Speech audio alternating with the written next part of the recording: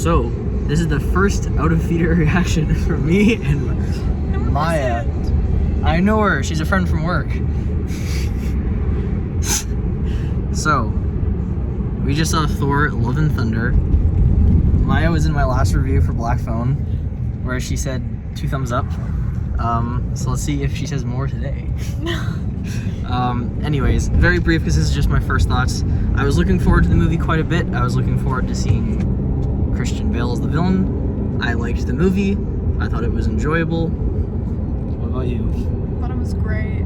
2 solid thumbs up instead of 1. 2 solid thumbs up, and she thought it was great. What about you, Taylor? I thought it was adequate. You thought it was adequate. So there you have it. We have really liked it, great, and adequate. I'll see you guys in the rest of the review.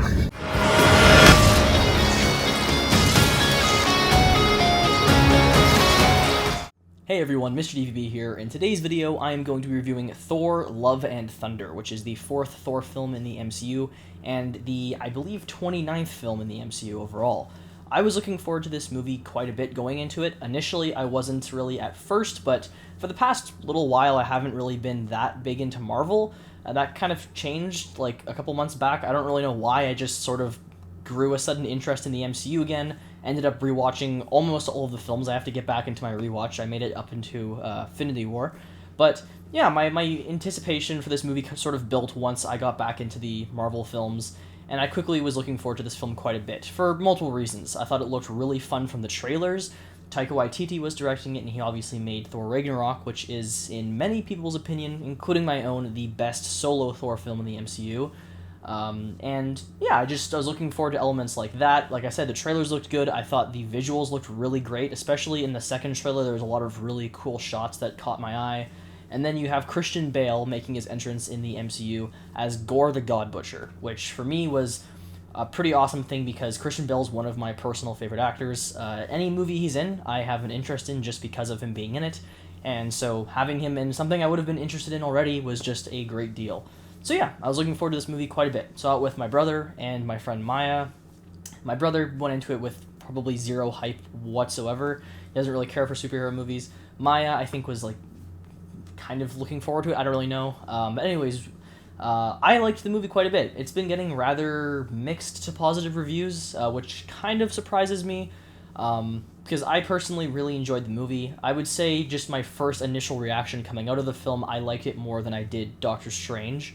I thought Multiverse of Madness, there's just a lot of weird things in that movie, not necessarily conceptually, but just with the way it was told, the pacing. There was elements I just didn't like about that movie, and I thought the story was kind of weak and just felt like a first draft.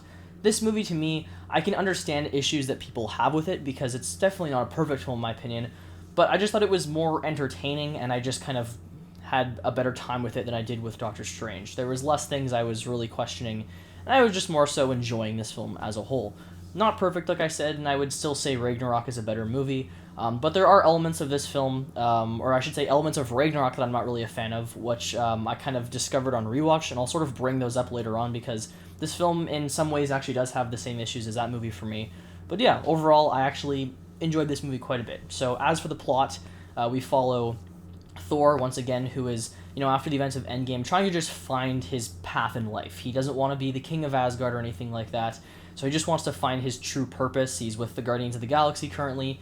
Meanwhile, Jane Foster has become Mighty Thor, and so their kind of relationship is rekindled in this movie. And then, on top of that, you have Gore the God Butcher, who is this man who is sworn to kill all of the gods in the universe because of something that happened to him, and so he is, going out and just killing a bunch of gods, and Thor and his crew must team up to stop him. So that is the basic rundown of this movie's storyline. One of the things I liked about this film right off the bat is that despite, being about killing every god in the universe, it actually feels rather small scale, and it really isn't. It's just that, compared to other MCU movies lately, which have been, setting up the multiverse and all these other concepts, it's sort of nice to just have a very straightforward MCU movie that doesn't feel like it needs to set up the multiverse or have a bunch of cameos. It's just a straightforward movie with its own storyline. It doesn't feel like it's going to change the course of the franchise, and I like that. And normally that wouldn't really be a pro, but it was just nice to have that because, lately the thing has just been, Multiverse of Madness didn't have enough cameos or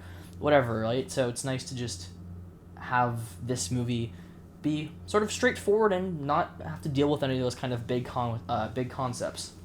So that was something that I had fun with. Now, as for problems, this movie didn't have a whole lot for me personally. I do see that a lot of people have a lot of mixed feelings on this movie, but the biggest thing for me, and it honestly, like I said, wasn't a huge deal, especially compared to how it was in Thor Ragnarok for me, was the tone. Thor Ragnarok, my issue with that movie's tone was that you have sort of two storylines going on. You have Thor on Sakaar trying to escape the planet with Hulk and everything, and then meanwhile you have everything with Hela going on with Asgard, right? Like the end of Asgard and everything. And those two storylines didn't mesh very well because Thor's stuff was very humorous and then Hela's stuff was much more serious, and it would constantly cut back to Hela's stuff, and it just kind of felt like the pacing was halted a lot of the time. Whereas with this movie, you do have a similar issue. You do have all of the fun stuff with Thor, which is more lighthearted, and then meanwhile you have Gore the God Butcher, and his stuff is more serious. But where these two movies differ is that Gore actually isn't in this movie a whole lot, which in its own thing, in its own way is an issue. I do wish that, Christian Bale had more screen time, but at the same time it's not cutting back and forth as much, so the tone didn't feel quite as inconsistent as it did for me with Ragnarok. Now that's an issue that I'm sure most people won't have. With Ragnarok, I think most people will probably feel that way about this movie, but that was something with Ragnarok for me. And this film had the same issue, but I actually think it was handled a bit better. But because of that, Gore didn't get as much screen time. I know that's kind of like a messy way of explaining it, but that's how I felt about it. That being said, for when he is there, I really liked Gore. I was really excited to see Christian Bale in this movie, and I thought he was great. He just doesn't have a whole lot of scenes. I think if you were to add up his screen time, he probably has about 10 or so minutes, which doesn't sound like much, but, the old thing is that, Darth Vader had 12 minutes of screen time in Star Wars, so I feel like, he was still in the movie enough. I just would have liked a bit more of him, but if they did include more of him, it probably would have, interfered with the pacing of the movie, having it jump back and forth. But the film's only an hour and 59 minutes. It's rather short for the MCU.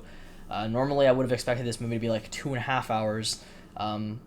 So that was another thing. So they probably could have made the movie like 15 minutes longer and thrown in some more stuff for his character to do. I don't entirely know, but I still liked how things were handled for the most part. I just wish we saw a bit more of him. But his performance was really good. He was intimidating. He was creepy. And I liked him. I thought he was a solid villain, and I thought Christian Bale gave a good performance. Otherwise, I liked Thor in the movie. Chris Hemsworth is always great as the character, and I had a lot of fun with him here. He still has that kind of goofy attitude that he had in, Ragnarok and whatnot, so it very much so feels like a continuation of that tone.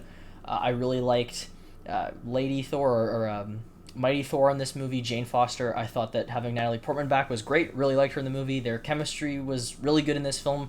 I think a lot of people's complaint in the past was that their relationship was really boring, and I think this movie did a very good job at kind of salvaging it and making the two of them work together on screen much better than it did before. So I really liked having her back, and she definitely kicked butt. The action scenes in the movie were really good. There wasn't anything that quite rivals the bridge scene in Ragnarok, where they have, like, I was going to say Leonard Skinner, where they have Led Zeppelin playing. There's nothing that quite beats that, but there is some other scenes in this movie, though, that are still really cool. I like how she has Mjolnir and it can kind of, like, split into multiple pieces. Stuff like that was really cool. So there's definitely some cool action scenes. Visually, I really liked the look of the movie. There's a few CGI moments that are a little iffy here and there, but overall I thought that, the color grading and things like that, I thought it looked better than typical for MCU. Like, for example, there's this one section where they're fighting Gore and it's all black and white except for, like, lightning and stuff is blue still. That sequence was really awesome, and really liked the visuals there. So this movie definitely experimented a bit more with stuff like that, and I enjoyed that about it. I thought it was pretty cool. Other characters, Korg is still funny in this movie. Valkyrie, I liked her, but I don't really think she has a whole lot to do. She's sort of just with them in this film. And yeah, it's a simple MCU film, which I was totally fine with. I enjoyed just kind of sitting down and just enjoying the movie, not having a whole lot of, like, big things going on to worry about. There's also some, characters like Russell Crowe showing up as Zeus, which was pretty funny. So I like stuff like that. The only other thing I want to mention has to do with the humor. Now, Ragnarok is a very funny movie, in my opinion. This film is not as funny, and it tries really hard to be funnier. There's a lot of jokes in this movie, and for me, it didn't really land that often. For example, there's this one joke with these two goats that I thought just got reused way too much. It was just kind of annoying after a while.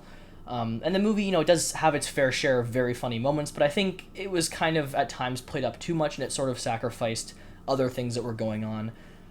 So those were my thoughts on Thor: Love and Thunder. Kind of a messy review, but that's what I have for you guys today. I did my first reaction, so I really liked it. Maya thought it was really good, and my brother he thought it was adequate, which is what I kind of expected. He doesn't really care for MCU films at all. And yeah, so as for my rating on this movie, it's kind of, again, a interesting one. I think for quality of film, this is somewhere around like a 7 or so. For enjoyment, I would say this was about an 8 because I just had a lot of fun with it. So it's kind of like a 7.5. With these types of movies, I watch them more for the entertainment value more than I do the quality of film, so I guess I would give this one an 8, but know that in reality it's closer to like a 7 for quality, so take that as you will. Because I have something worth fighting for.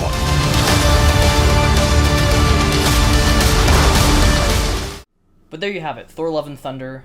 Definitely had a lot of fun with this movie. I would say that I liked it more than Multiverse of Madness. We'll see how it compares to Black Panther: Wakanda Forever when that comes out in November. But yeah, had fun with this movie, and that's really all I could ask for. So thank you guys for watching this review. Let me know what you thought of the movie down below if you've seen it, and I'll see you all in the next video.